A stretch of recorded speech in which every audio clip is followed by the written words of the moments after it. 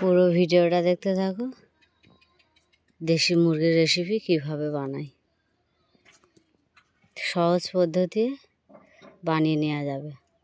পুরো ভিডিওটা দেখতে থাকো। আসসালামু আলাইকুম। আজকের রেসিপি কি বানাই পুরো ভিডিওটা দেখতে থাকো।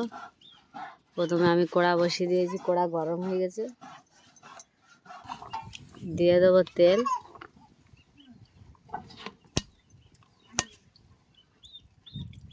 তেল গরম হয়ে গেছে, আলুগুলো দিয়ে দেবো। আলুগুলো আমি ভেজে নেবো লাল লাল করে।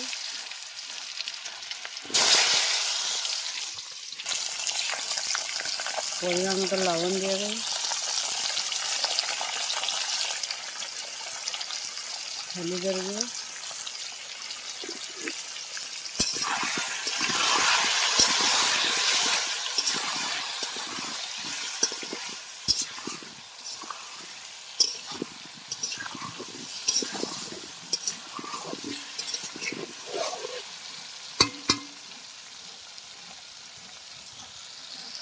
আলুগুলো সব লাল লাল করে ভেজে নিয়েছি, তুলে নেব।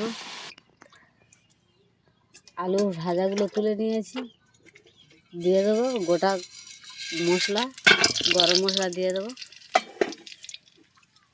তেজপাতা,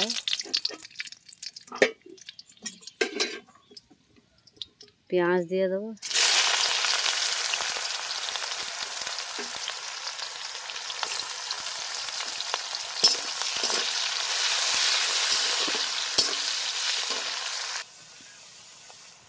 রসুনটা দিয়ে দেবো বাটা, রসুন বাটা, জিরে বাটা, কাজু বাদাম বেটে নিয়েছি শিলে,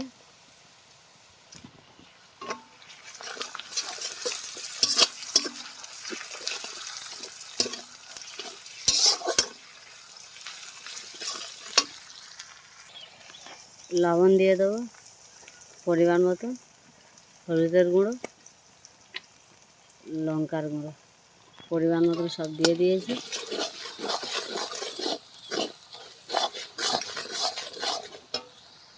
টক দই দিয়ে দেবো, টক দই,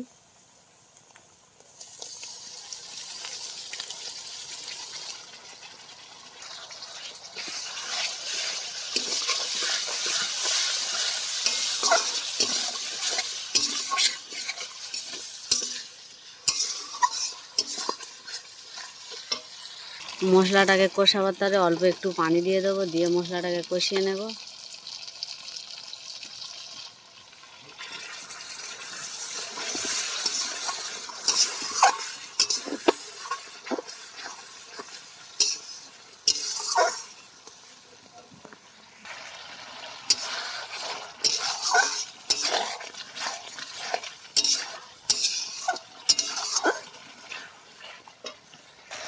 মশলার গায়ে থেকে তেলটা ছেড়ে গিয়েছে, দিয়ে দেবো মুরগির মাংসটা।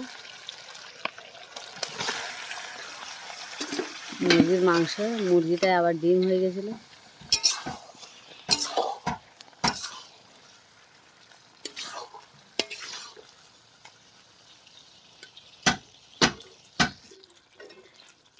এটা মুরগির ঘর, এটা নাড়ি ভুঁড়ি না, তোমরা আবার কেউ মনে করো না যে নাড়ি ভুঁড়ি দিয়ে। এটা মুরগির ঘর।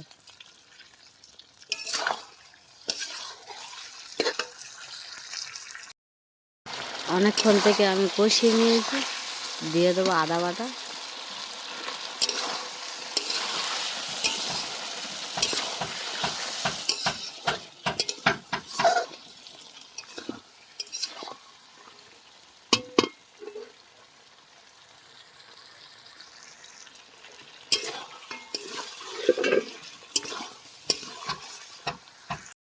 ভেজে রাখা আলুটা দিয়ে দেবো,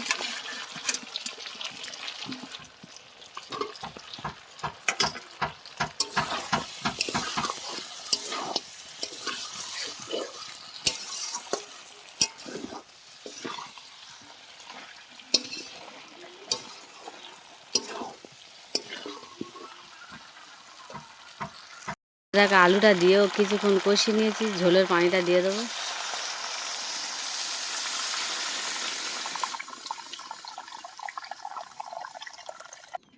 ঝোলের পানিটা দিয়ে দিয়েছি, ঢাকনা দিয়ে দেবো। ঢাকনা দিয়ে কিছুক্ষণ জ্বালে নেব।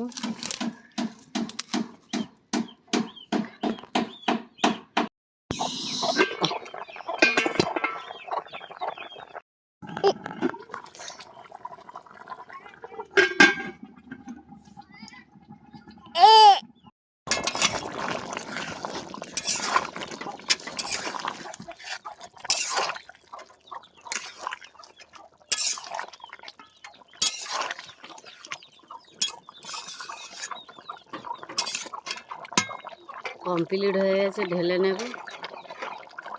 এর গুঁড়ো ছড়িয়ে দেব উপরে।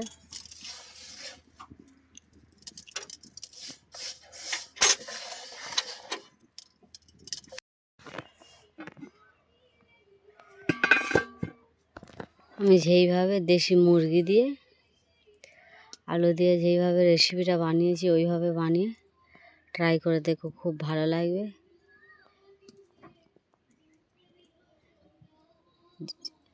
আরও যেইগুলো উপকরণগুলো দিয়েছি ওই উপকরণ দিয়ে রেসিপিটা বানিয়ে ট্রাই করে দেখো, খুব ভালো লাগবে। আর আমার ভিডিওটা দেখে লাইক, কমেন্ট, শেয়ার, সাবস্ক্রাইব করে দেবে। আসসালামু আলাইকুম, আল্লাহ হাফেজ।